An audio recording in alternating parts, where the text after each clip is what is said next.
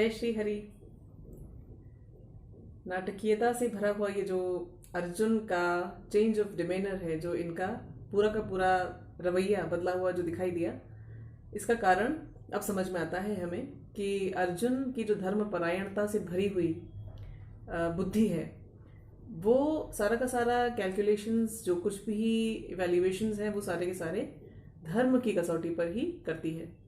और जब ये आते हैं इस युद्ध भूमि में, तब इन्हें ये अंदेशा नहीं था कि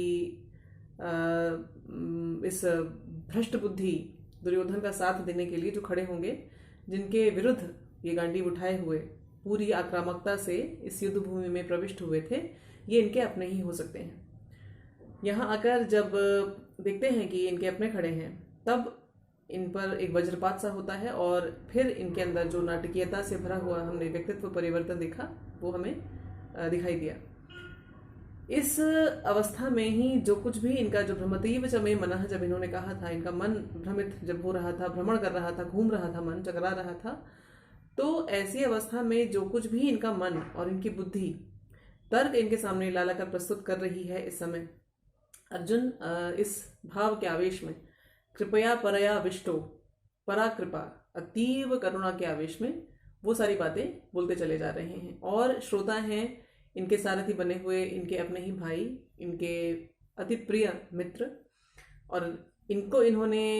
सारथी नियुक्त किया था। ये प्रार्थना की थी कि इस युद्ध में ये इनके सारथी बने।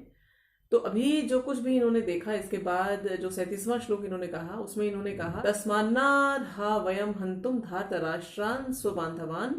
स्वजनम ही कथम हत्वा सुखिनः स्याम माधव। अपने ही जनों को मारकर सुखी कैसे होंगे माधव,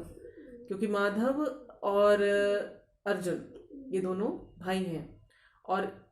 क्योंकि इनके साथ आए हैं श्री कृष्ण, तो ये अर्जुन बिल्कुल स्पष्ट जानते हैं कि इनके साथ श्री कृष्ण का एका है, यूनियन है, एक मन में एक अग्रीमेंट है।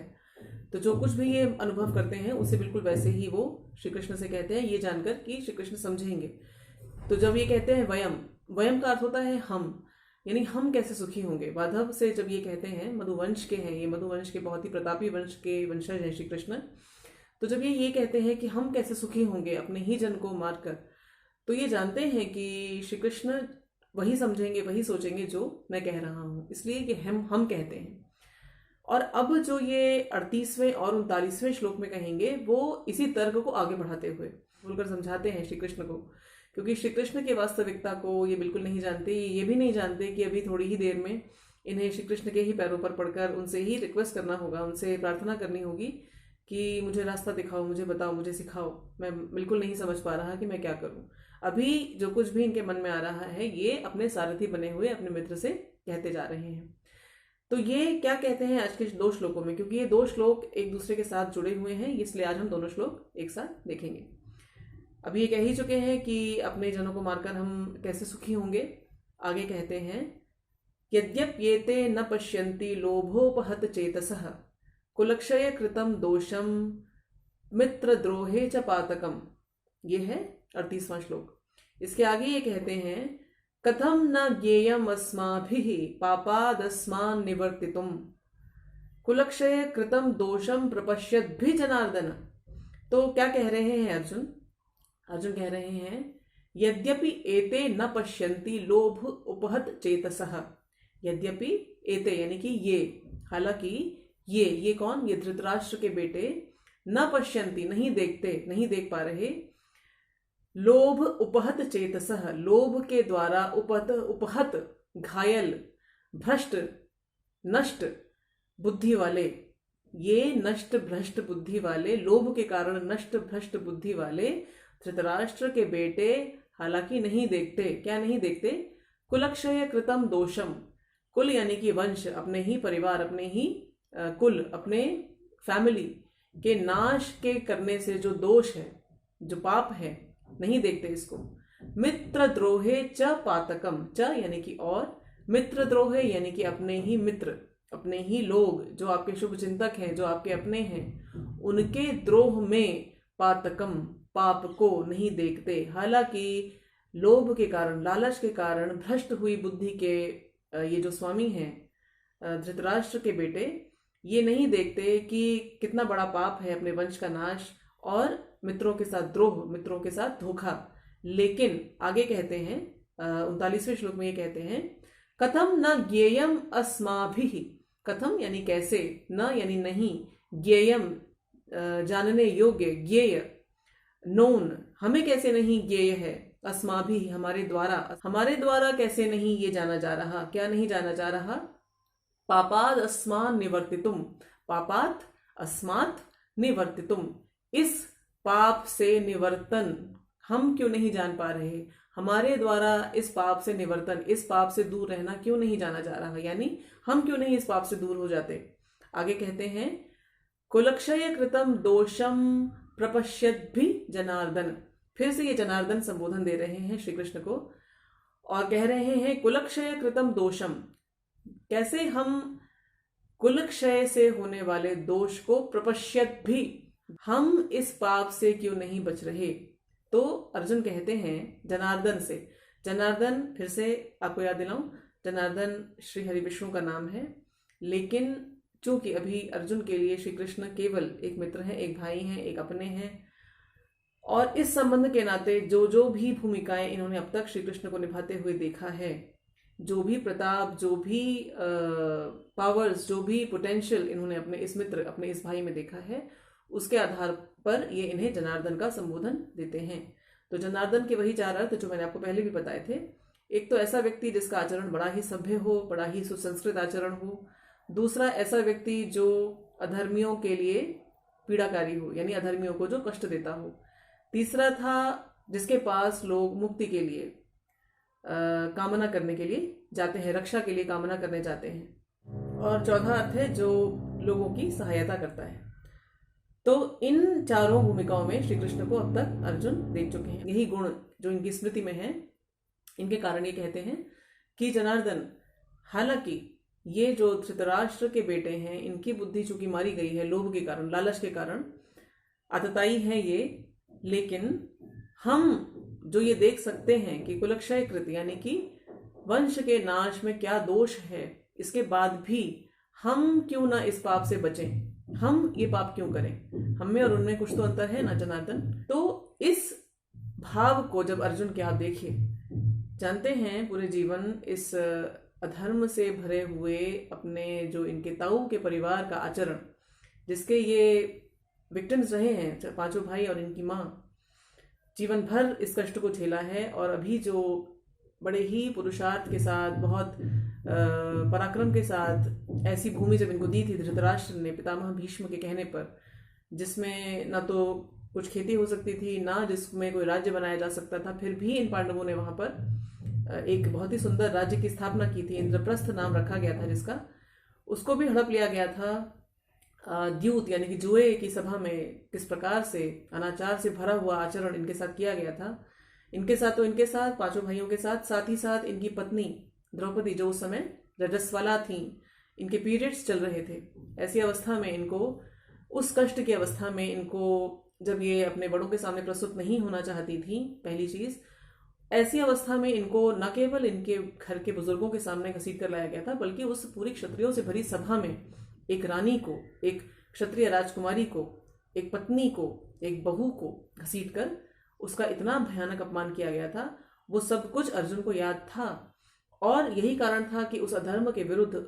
इन आतताइयों के विरुद्ध इनका ये गांडीव उठा था। लेकिन जब देखते हैं सामने कि आतताइयों के रूप में जो खड़े हैं ये स्वजन हैं, तब इनकी बुद्धि दूसरे ही तर्क देती है। सारा का सारा इनका जो दर्द है, जो पीड़ा है, वो जैसे पीछे हट जाती है और इनको जो सामने खड़ा दिखाई देता है कि हम पाप करने वाले हैं। अभी तक अधर्म वहां से हो रहा था, तो गांडीव उठाना इसका कोई तर्क था, इसके पीछे कोई रीजन था। लेकिन हम ऐसा कैसे कर सकते हैं, मतलब ये तो आतताई है ही है, इनका आचरण तो हम जानते ही हैं माधव, पर हम ये क्या करने जा रहे हैं, हम तो और बड़ा पाप करने वाले हैं, वंश नाश करने वाले हैं। कुलक्षय का जो पाप है, हम जानते हुए हम कैसे कर सकते हैं, हम तो इनके जैसे नहीं हैं। तो पूरे के पूरे पराक्रम के साथ तान कर गांडीव आए हुए ये धनुर्धर विश्वविख्यात आर्चर जब सामने खड़ी सेना को देखने आते हैं और वहां सामने खड़े हुए इनके अपने सारे के सारे इनको प्रिय लोग दिखाई देते हैं। तभी ये इनको ये भी विचार आता है कि इधर जब गांडीव मेरा प्रहार करे तो सामने खड़े होने के लिए तो कोई अधर्मी शत्रु ही नहीं खड़ा, ये तो मेरे लोग खड़े हैं, और यदि वहां से कोई मारे तो जिनको चोट लगेगी, जो मरेंगे वो भी मेरे अपने हैं, तो मैं तो सीधे सीधे वंशनाश का इंस्ट्रूमेंट बनके खड़ा हो गया हूं यहाँ पर। कैसे ये स्थिति कैसे आ गई माधव, ये स्थिति कैसे आ गई जनार्दन? तो इनको मारकर हमारा क्या भला होगा, इसके पीछे जो अर्जुन के मन का तर्क है, जो आर्ग्यूमेंट है, इनकी जो धर्मपरायण बुद्धि है, राइटियस जो इनका चेतस जिसको कहा जाता है, इनकी जो विवेक है, वो इस समय भी उतनी उत्तेजना के बीच रणवाद्य बज रहे थे। ऐसे में अच्छे अच्छों, मतलब जिनका कोई वॉर से लेना देना नहीं है, उनके अंदर भी आपने देखा होगा बारातों वगैरह में जब जोर जोर से ढोल वोल बजते हैं तो आप बैठे बैठे ही आप नाचने लगते हैं, तो उस तरह का आपकी बॉडी में ऊर्जा का संचार होने लगता है। तो ऐसे अग्रेशन के बावजूद जब गांडी बिल्कुल तना है, अब किसको मैं मारूं, इस अवस्था से वापस अचानक से ऐसी अवस्था में जब अर्जुन आते हैं तो ये केवल इस धर्म का आकलन करने वाली बुद्धि के कारण। सामने अधर्मी खड़े हों, इससे हमें क्या, ये हमारे वंश के लोग हैं, ये आतताई हों, इससे हमें क्या, ये हमारा कुल है, स्वजन है, और इनको मारने यदि मैं आया हूं, इनको मारने यदि हम आए हैं जनार्दन, तो हम कैसे नहीं देख पा रहे कि हम ये क्या करने चले हैं? ये तो कभी नहीं जानते थे, इनका तो जीवन भर का रिकॉर्ड है, पर हम ये कैसे कर सकते हैं? इस आश्चर्य की अनुभूति को अर्जुन श्री कृष्ण से इन दोनों श्लोकों में कहते हैं, और अर्जुन की बुद्धि का, अर्जुन के धर्मपरायण स्वभाव का, इनके पूरे के पूरे कॉन्स्टिट्यूशन का हमें प्रदर्शन खुलकर दिखने लगा है कि अर्जुन अब तक जो हम समझते थे कि बड़े वीर हैं, बहुत अच्छे महान धनुर्धर हैं आदि आदि, इसके साथ साथ जब ये बिल्कुल एक डरे हुए बच्चे जैसा व्यक्तित्व दिखाते हैं तो शुरू शुरू में तो थोड़ा अजीब लगता है, लेकिन फिर हमें ऐसा समझ में आता है कि अपनों को मारने के, उनके छूट जाने के डर से ये परेशान हो रहे हैं, चिंतित हो रहे हैं कि ये नहीं रहेंगे तो किसके साथ आनंद होगा, किसके साथ ये विजय, ये सुख, ये भोग मैं करूंगा। आगे इनका तर्क जब आता है तो ये स्पष्ट दिखाई देता है कि सामने खड़े जो लोग हैं, इनका धर्म, इनका सारा का सारा अन्याय से भरा आचरण मुझे याद है, लेकिन जो हम करने चले हैं ये कैसे नहीं सोच सकते हमें तो सोचना चाहिए जनार्दन। तो यहाँ अर्जुन के व्यक्तित्व का एक और परत खुला, अर्जुन हमें और समीप दिखाई दिए, अर्जुन की स्थिति को हम और अच्छे से समझ पाए, और यदि थोड़ी सी अपनी सहानुभूति के साथ हम उस रणक्षेत्र में जाएं, क्योंकि समय केवल एक भ्रम है। आज से 5,500 साल पहले एक रणभूमि को यदि आप अपनी कल्पना में लाएं और वहां पर एक ऐसे व्यक्ति को जो बहुत बहुत बहादुर है, बहुत वीर है, किसी से नहीं डरता, वो अपने सामने खड़े देखता है अपने लोग, ऐसे लोग जो इसके स्वजन हैं, पीछे देखता है स्वजन है, और फिर इसकी बुद्धि के अंदर के जो धर्म से जुड़े हुए जो भी कॉन्सेप्ट्स हैं ये एक एक करके सामने आते हैं, और इसका स्वभाव हम अपनी आंखों के सामने इतना ज़्यादा ड्रामेटिक तरीके से बदलता हुआ देखते हैं। सहानुभूति रखेंगे तो हम अर्जुन की एक एक गणना, उनके मन के आकलन को अपने मन के अंदर से उठता हुआ